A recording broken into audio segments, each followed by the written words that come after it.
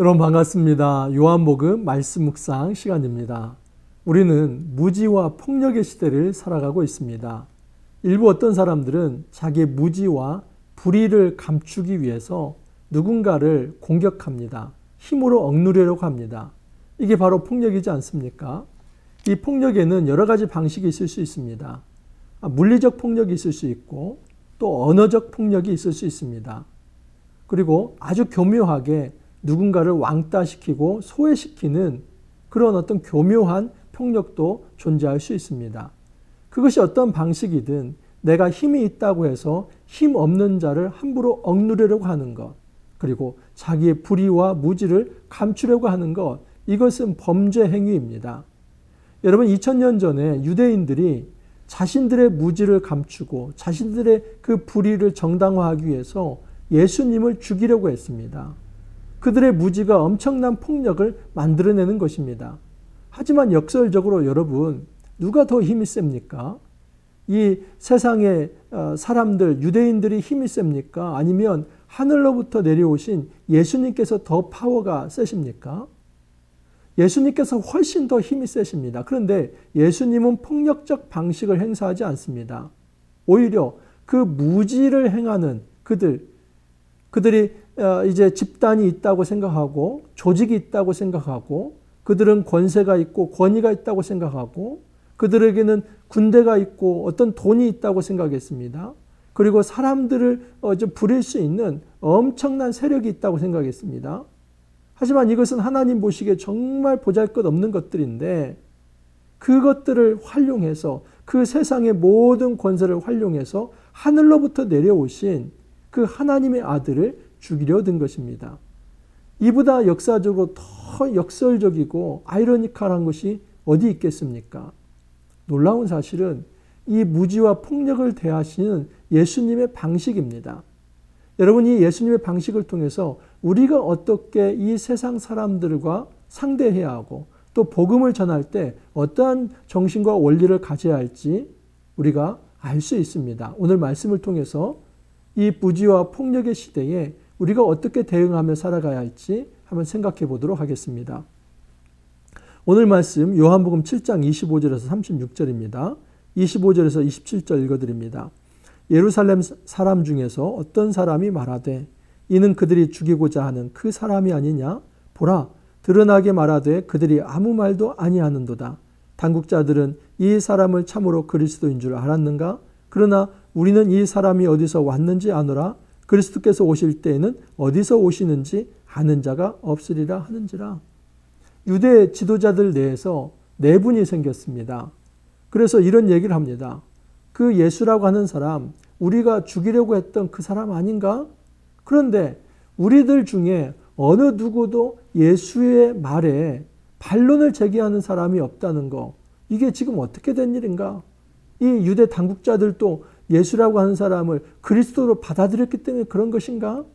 그렇게 얘기하면서 하나의 전제를 얘기합니다. 그러나 우리는 이 사람이 어디서 왔는지 아노라. 안다는 겁니다. 이 사람은 나사렛 출신이고 그리고 그리스도라고 하는 존재는 어디서 왔는지 모르게 오는 존재이기 때문에 이 사람은 그리스도가 아니라는 그런 말도 안 되는 궤변을 늘어놓습니다. 여러분, 정말 그리스도가 어디서 오는지 알지 못하게 오십니까? 그렇지 않습니다.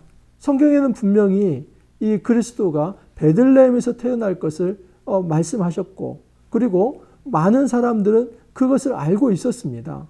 그럼에도 불구하고 정말 말도 안 되는 어떤 자기들의 가지고 있는 신학과 교리와 교조를 가지고 예수를 판단하는 겁니다.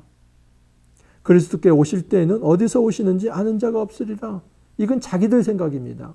그리고 거기에 그 생각에 꿰어 맞춰서 예수는 우리가 잘 아는 나사렛에서 온 존재이기 때문에 그 나사렛에서 어떤 선지자가 생긴다는 것 생각할 수도 없는 거기 때문에 예수는 그리스도가 아니다. 그렇게 단정을 내려놓고 미리 결과를 다 내려놓은 것입니다. 자, 그때 예수께서 이렇게 말씀하십니다. 예수께서 성전에서 가르치시며 외쳐 이르시되 너희가 나를 알고 내가 어디서 온 것도 알거니와. 예수님이 말씀하시죠. 그래, 내가 어디서 왔는지 너희들이 알고 있다. 나 나사렛에서 왔다. 근데 여러분 이것은 지금 예수님이 그들이 정말 예수님이 어디에서 왔는지 안다는 것을 칭찬하기 위해서 하는 얘기가 아닙니다. 중요한 것은 그 뒤에 얘기입니다. 내가 스스로 온 것이 아니니라 나를 보내신 이는 참되시니 너희는 그를 알지 못하나 나는 아노니 이는 내가 그에게서 났고 그가 나를 보내셨음이라 하시니 중요한 말씀은 이것입니다. 나는 스스로 온 것이 아니고 나를 보내신 이가 있다. 그는 참되신데 그 분을 너희들은 모르고 있다. 그리고 예수는 이렇게 말씀하십니다. 나는 그 분을 알고 있다. 그리고 내가 그에게서 났고 그가 나를 보내셨다. 이 말은 굉장히 좀 예수님께 돌려서 하신 말입니다. 나는 지금 보낸 분이 있다. 그런데 그 보낸 분을 너희들은 모르고 있다. 그러면 무슨 얘기를 하고 싶은 겁니까?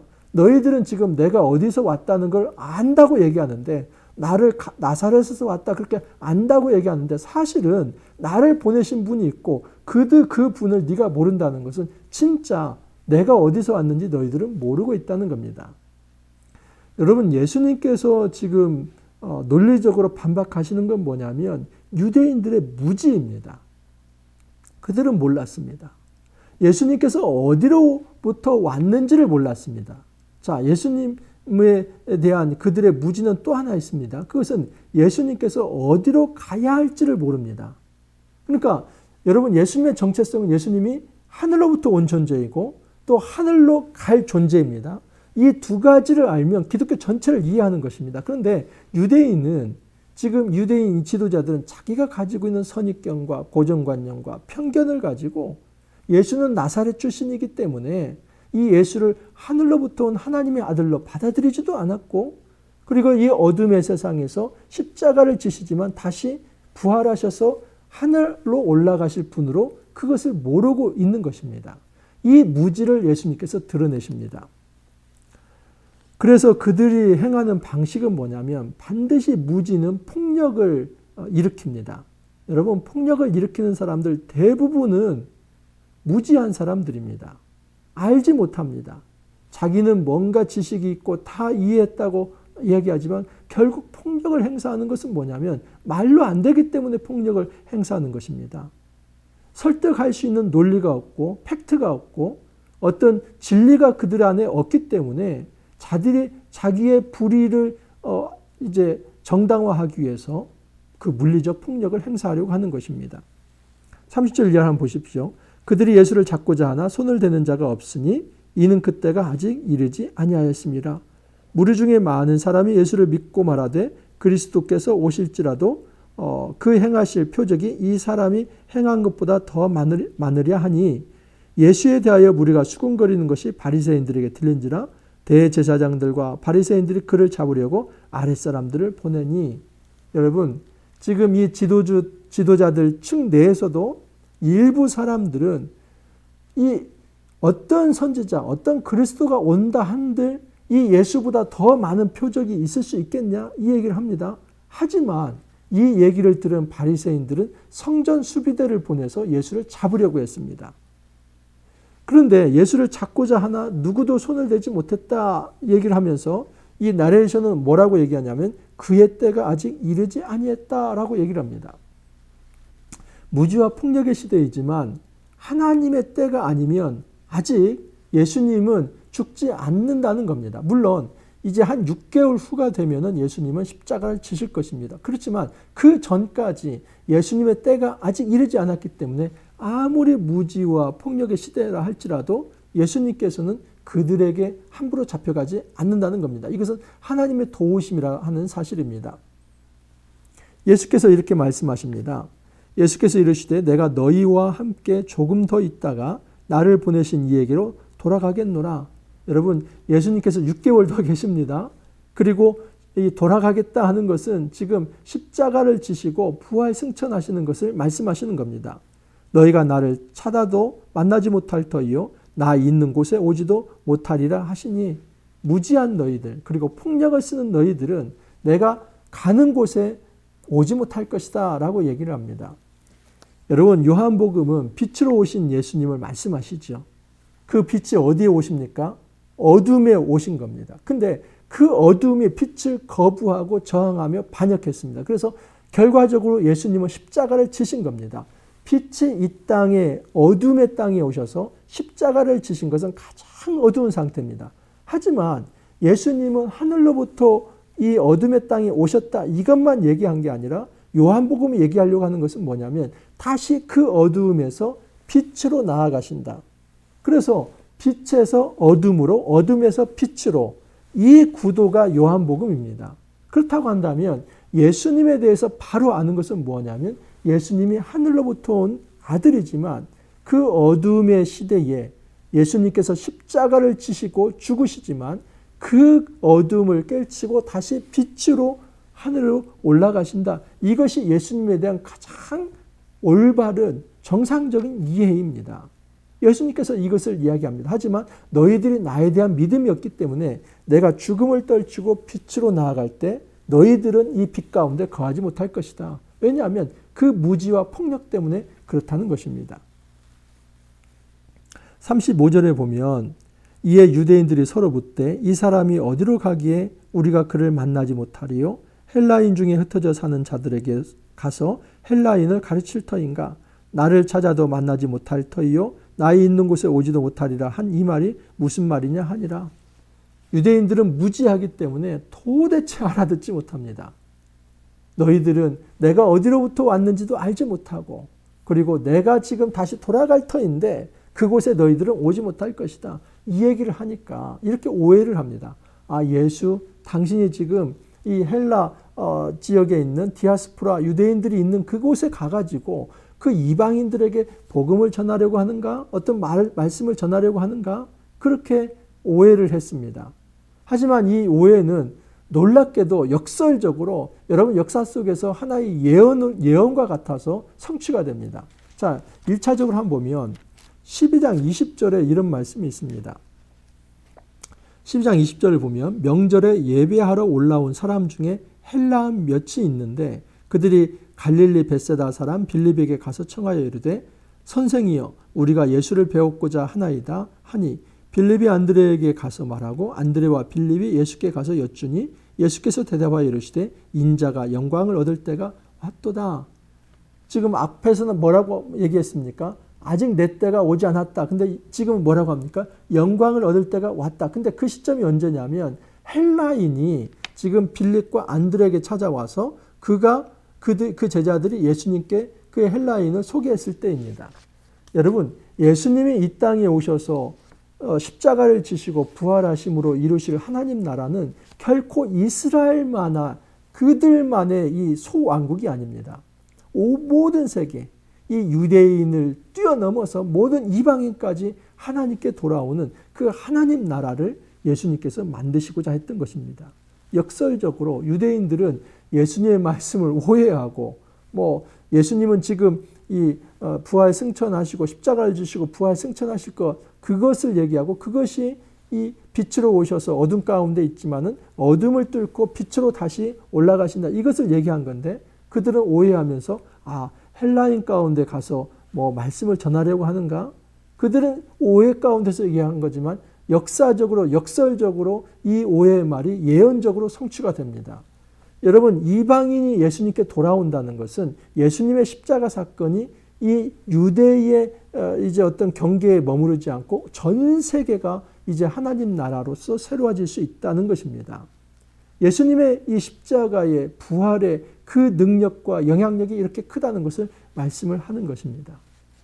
무지와 폭력의 시대에 예수님은 그들에게 말씀으로 반응하시고 그리고 그들의 폭력 앞에 저항하시되 비폭력적 방식으로 저항을 하십니다. 우리는 신앙을 맹목적 신앙으로 많은 사람들이 오해할 때가 있습니다. 뭔가 이해되지 않지만 그냥 믿어. 그렇게 사람을 강압합니다. 여러분, 이것은 굉장히 무리한 전도입니다. 그것이 아니라 정확하게 그들의 무지와 폭력에 대항해서 우리가 말씀으로 뭔가를 얘기를 해줘야만 합니다. 말씀을 잘 가르치고 소개해주고 설득할 수 있어야만 합니다. 그럴 때 반응되는 그 사람들, 무지한 사람들이 폭력적 방식을 쓰더라도 우리가 맞대응하며 폭력적 방식으로 때로는 그게 언어가 되든 무시와 소외 또는 어떤 물리적 방식이든 어떤 방식으로든 우리는 폭력적 방식을 써서는 안 되고 끝까지 기다려주면서 이 예수님처럼 말씀을 전할 수 있어야 한다 하는 사실입니다. 2000년 전 예수님은 이 무지와 폭력의 시대에 말씀으로 그리고 온유하고 겸손하게 그들을 대항합니다. 여러분, 이것은 비굴하게 이제 어떤 무릎 꿇은 것이 아닙니다. 끝까지 저항하되 이 선으로 악을 이기는 방식으로 전투를 했습니다. 이 빛과 어두움이 부딪히는 큰 쟁투가 시작이 되었습니다. 이 빛과 어둠이 부딪히는 이 갈등과 쟁투는 지금도 마찬가지 이어지고 있습니다. 우리가 기억해야만 합니다. 이 빛과 어두움은 정말 부딪힐 수밖에 없고 그 속에 갈등이 생길 수밖에 없는데 그 무지와 폭력의 이 파도가 몰아칠 때에 우리가 당황하지 말고 말씀으로 준비되어서 성령으로 선으로 악을 이기는 정말 그 귀한 길을 우리가 걸어가야 한다는 사실입니다. 우리가 복음 전도자로서 예수님의 본을 담아서 이 시대에 진정한 이 하나님 나라의 복음을, 생명의 복음을 전할 수 있기를 간절히 소망합니다. 이렇게 기도합니다. 주님 감사합니다. 이 무지와 폭력의 시대에 저희들이 복음 전도자로 세워질 수 있게 하여 주시니 감사합니다. 말씀으로 저희들이 잘 준비되게 하여 주시고 또 겸손한 마음을 허락하여 주셔서 끝까지 참고 인내하여 이 생명의 복음을 잘 전할 수 있도록 주님 축복하여 주옵소서. 감사하고 예수님 이름으로 기도하옵나이다. 아멘. 여러분, 이 요한복음 말씀 너무나 심오하게 우리의 삶 구석구석을 만져주고 있습니다.